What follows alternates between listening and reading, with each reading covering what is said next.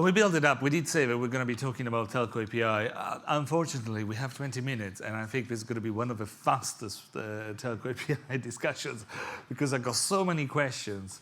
But I got two great speakers who come and help us. So please give a round of applause to Viktorijia Radman, the Telecom Business Director from Infobip, and board member of MEF, and John Wilkinson, the CEO of TMT ID. I'm going to join you there, and well, why not? We all took to under different places. You want? Yeah, let's move around. I'll move you here. I'm going to move you. I'm going to move you there, John, and I'm going to be well, not even under myself, but here we go, representing our different areas. And thanks. I don't need one, but I'll keep it here for just in case. I want stereo every now and then. Oh. Well, an entire day, we talked about SMS, RCS, so much stuff. Now, Telco APIs. What's happening? What's Telco? Let's check with them. Telco APIs, you experts in the room, raise your hand. Do you know what it is? So, keep your hands up, keep your hands up, keep your hands up. Oh, well, that's a nice. We've done here 20 minutes, too much. No, really. So we'll start with Viktorijia. What's the impact? What are we looking at and linking it to a savior of SMS, of a killer of SMS, or who cares? That's the future. Yeah, when I started to work with APIs like 6 years ago, something like that, it was just on the slide deck, to be honest. Now we are seeing some traction, some revenue, some interactions, etc. But 6 years ago, every operator were asking, but this is jeopardizing my SMS. I mean, you're laughing now, but this is true. So, yes, it's jeopardizing your SMS, but it's staying in your company and it's not going to something else that you're seeing today, the whole day. So, yes, this is what network APIs are. You have plenty of capabilities, plenty of data sets, plenty of network capabilities that can sell on the market and bring some additional revenue, some additional value for the telcos. We're all hearing as well, like moving from telco to techco. These are the network APIs that is bringing to you. If you want to stay very old-fashioned, telco companies, giants who are selling data packages or just SMS, pure SMS, I mean, it's the way to go as well. But if you want to go way further, then you have the rich messaging and you have the network APIs and capabilities of the data set and the golden egg that you're sitting on. What you need to do, of course, is to take care about the health of the data that you're having. And of course, you have to expose the APIs that consumers, businesses, etc., can reach and let's say, have the benefits of the networks and data that you're sitting on. John, we've heard almost, I would say, Viktorijia saying you simply have to do it. The world is changing. But from TMT ID, you've been doing these way before, I mean, you heard of it 6 years, way before the big announcement of the open gateways and so on. Is the world changing for you right now? Or is it business as usual? Is it just, what's your perspective on Telco API for one company that has been enabling some of that for quite a bit? Yeah, so I think it's expanding fast, which is great. You know, so if you look at the number of networks that have got an API which is really consumable in a useful way, you know, that number is increasing weekly. So yeah, there's more data points that are out there. There's more services that can be integrated. Kamara's normalized that quite a lot, market by market. So there's a significant rollout of additional data sets. I think the two sort of challenges really are how to take the data that's there and translate it into meaningful product for customers is a real challenge, probably the biggest. And the SMS thing is kind of noise. It's an odd market where you look at an entirely new product set and a new stack of data and say, what's it doing to going to cannibalize my SMS revenues or not? And so I think that's held back the market somewhat. But it's certainly, the moment is now. I think the big movements by the GSMA and the big networks, the Aduna announcement is a great push in globally. So yeah, I think there's much more data, much more realization of the capability and a more uniform access layer. But there's still a long way to go. You know, if you look at the total number of networks in the world that have got a product that you can purchase in that way, then it's still an absolute minority. So there's a long way to go in terms of build. And we have touched with Viktoria as well, and sometimes those numbers go up and down, right? As we've seen, it's not just increasing, it sometimes decreases the number of accepted or certified operators. But you mentioned Aduna, and I think it's worthwhile to discuss that. We hosted the CEO of Aduna for our last event in Miami. And what's the role of Aduna? What's the new working with supply chain we're looking at? So there is this company which is a joint venture between mobile operators and Ericsson and many others eventually open to, which will be collecting some APIs from some of the operators. But then there's still a supply chain. So are you going to work, both of you? Are you working with Aduna? And what's going to be the new working model? Yes, we are working with Aduna because we think it's important to be part of the ecosystem. Aduna is one part of the ecosystem. I believe that every one of us is having important role in that ecosystem. Aduna is joint venture for 12 operators and Ericsson, for sure. This is the historical, for sure, that they sit together and trying to discuss the important topics. If they will be able to solve just one and agree on a one, it's already one step forward. Meaning because we still have a lot of challenges, a lot of, let's say, topics that needs to be discussed in a broader audience than just operators by operators, and this is what Aduna is bringing. Yes, Aduna is representing themselves as well as an aggregator, pure aggregator. They will be connecting to operators which are having Camara capabilities, and they will be reselling that to CPaaS providers, to different companies, hyperscaler, or whoever. But if you want to compare Aduna with Infobip or whoever is on the CPaaS layer, or doing some additional products value that TMT is doing as well, Aduna is aggregator, as I stated. They will connect to operators. They will expose the same Camara APIs that operators are exposing. They will do simplification. But if you want to put the value on that products, on those APIs, then you need to have the CPaaS players, the platforms, the different value stream that are presenting to value to the market. Because usually, I mean, I've been to different events, to different developers conference, etc., etc. Once you start to talk about the APIs or Camara, they don't care. What is Camara? No one knows. From the brand perspective, from the enterprise perspective, they're asking what is the value for us?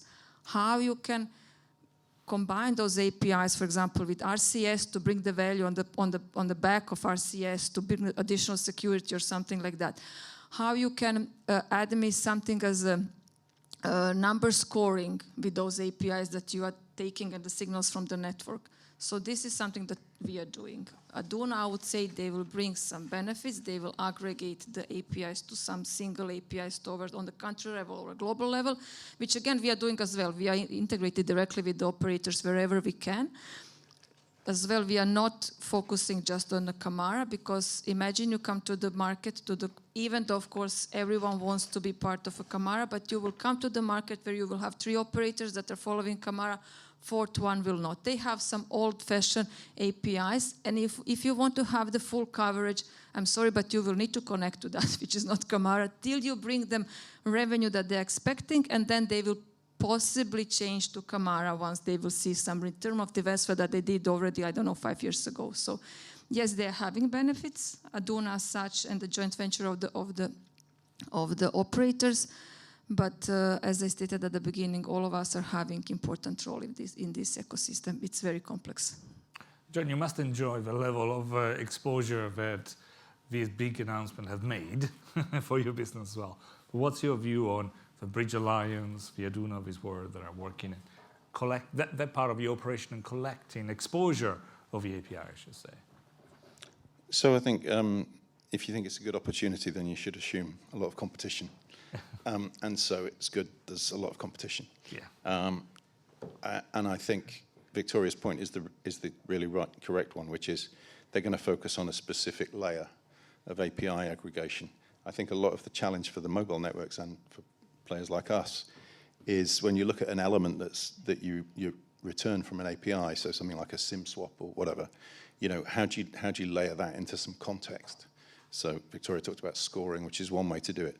But how do you spot the 999 legitimate SIM swaps from the one that's a fraudulent one? And how do you look at the behavioral implications of other data sets?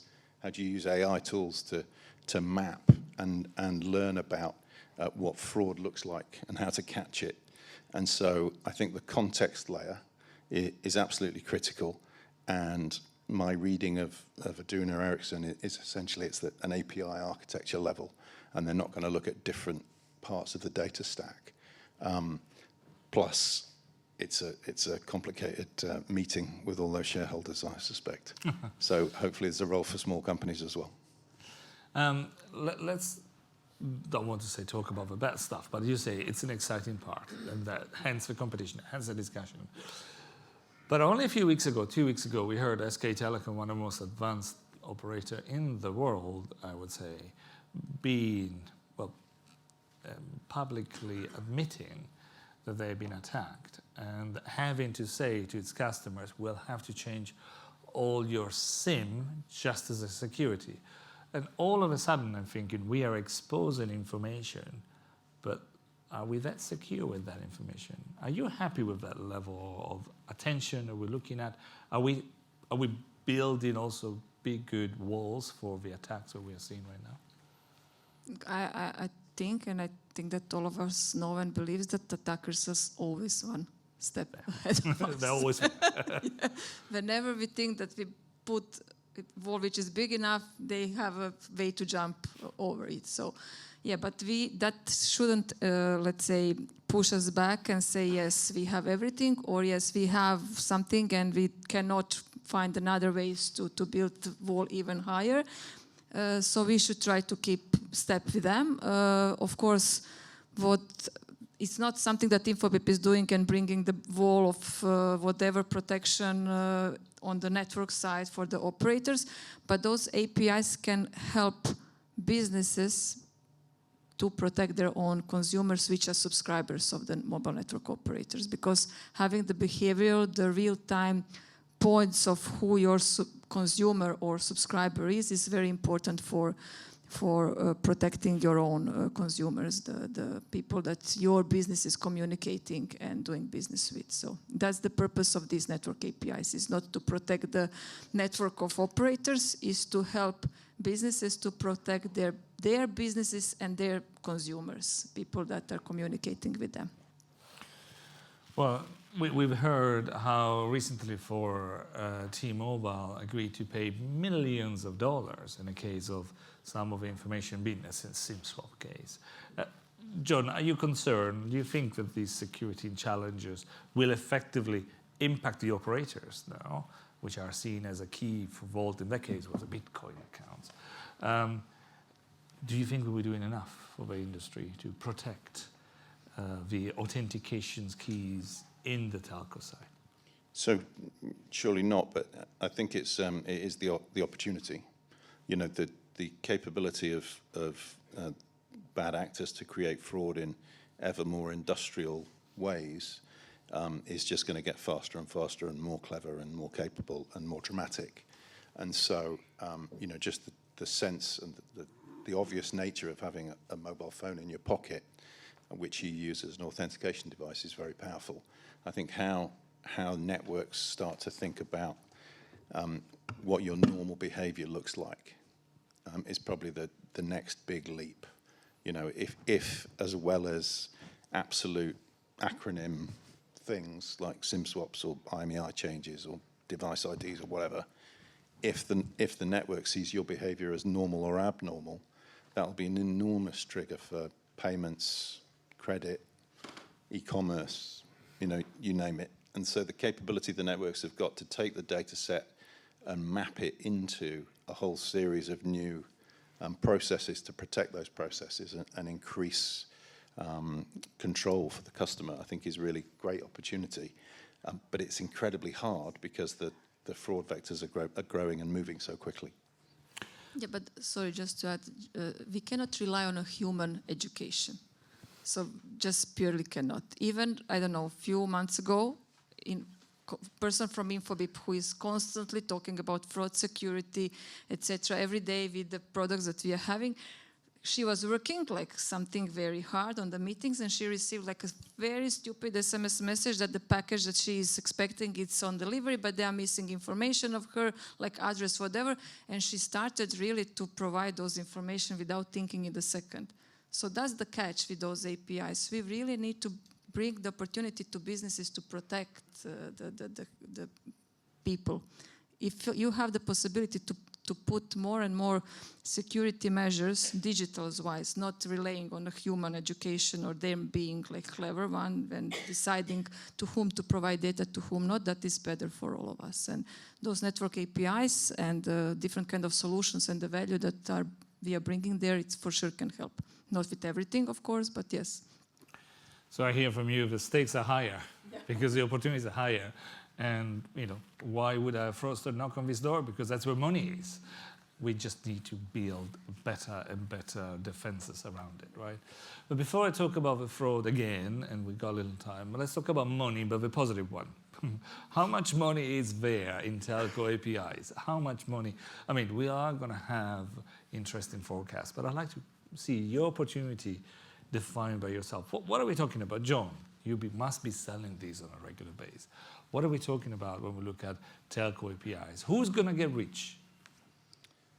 So, my suspicion is the numbers the mobile networks are talking at the moment is inflated. Oh, sure. You mean the 300 billion is a bit of too much money, as I've heard? The 300 billion might... The 300 billion might be a bit... Might be a big number. 2% would do us. It's hard to say. I mean, the numbers which went the fastest in mature markets like here or US is real things like SIM swap information, which was kind of a boom, if you like, an early boom. KYC data has been harder. Number Verify is a great product, and it's moving. It's moving reasonably slowly. It needs to pick up. Coverage needs to improve. I think so as the different types of data within the API grow, then that will become a much bigger opportunity. But at the moment, it's for sure a lot smaller than everyone thinks. And the strange thing is for the classic reason everyone thinks. If most users of an API don't care whether or not it's a Vodafone customer or an EE customer, and so it's very difficult for Vodafone or EE to sell it to them because they only sell products into their own networks. And so how that middle layer product set develops is a real challenge, and that's why the players like the Infobips of the world have that kind of as a strategy in their business for 20 years, and so they can take it to market.